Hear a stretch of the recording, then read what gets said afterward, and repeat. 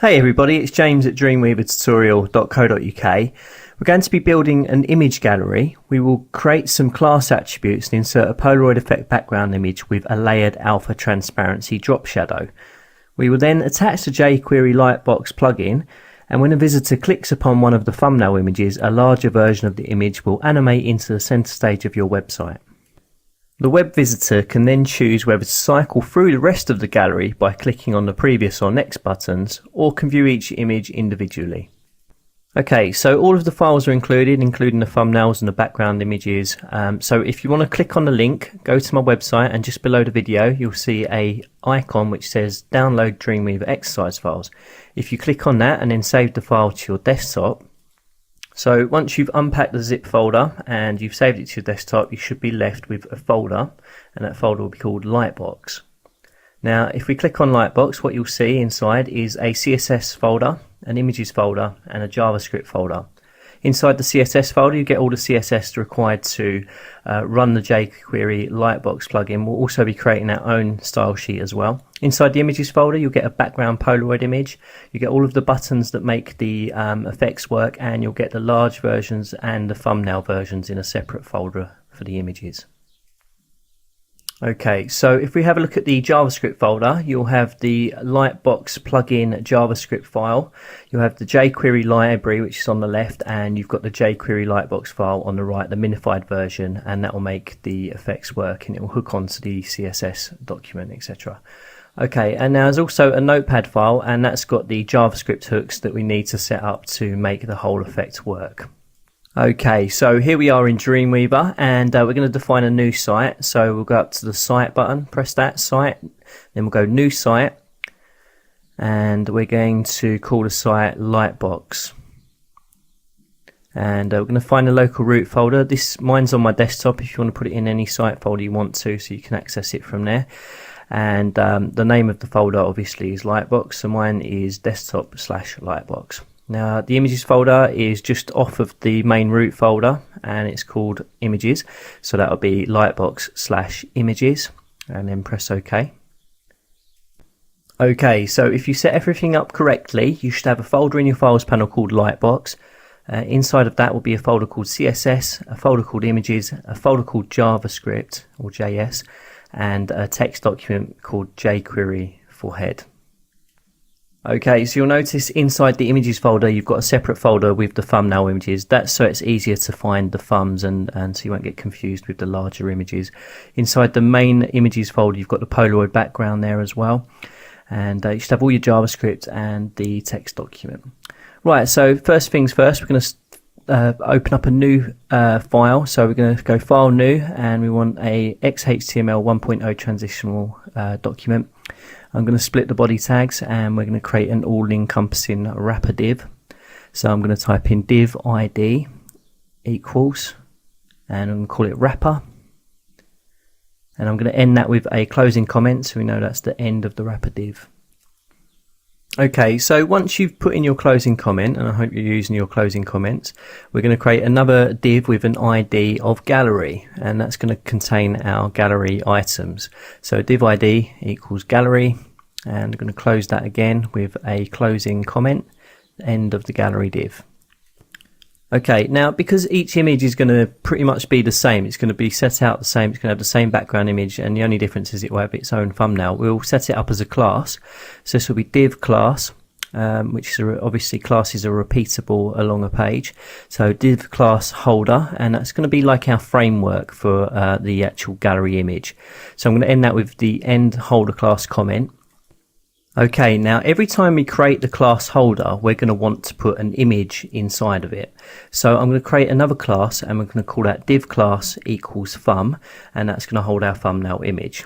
So we've just set the div tag for it. We still have to style it to make it fit inside of the class holder. So I'm going to end that with a closing comment of end thumb class. Now for every thumbnail that we have as well, we want a title. So making sure we're still inside the holder div, we're going to create a div class called title. So div class equals open quotes and title, and I'm also going to end that with a closing comment, so it's the end of the title class. So we've got a holder class, which is our framework. We're going to put a thumbnail image inside of that and a title tag inside of that. Okay, now just take a moment, pause the video, make sure you've got the whole setup that I have here. So we've got the opening wrapper, inside that we've got the gallery, and then inside the gallery we've got the holder class, thumb class and title class. Now we'll be copying and pasting the holder classes and thumb classes later to make up the rest of our thumbnail images. But for now, click inside the div ID wrapper and we'll create a new CSS rule by going to the new CSS rule button, and I'm going to define it in a new style sheet file. And click OK, and you can save it into your CSS folder that come with the download, and I'm going to call the style sheet Lightbox and press save. Now I'm going to press OK. Now before we go into style the rest of the document in the CSS, we're going to create all of the rules from here. So I'm going to click inside div ID gallery, click on the new CSS rule button, press OK and then OK again, and I'm going to keep doing that till I create all of the classes that I need and all of the CSS rules that I need, and then we can go in and style the CSS rules en masse.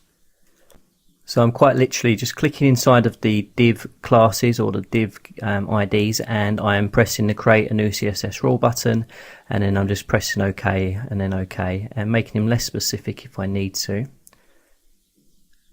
Okay, so once they're all set up, you can go to the right of the source code. There's the CSS file you created, and there's the rules that you just created, the empty rules. So we're going to start styling those now.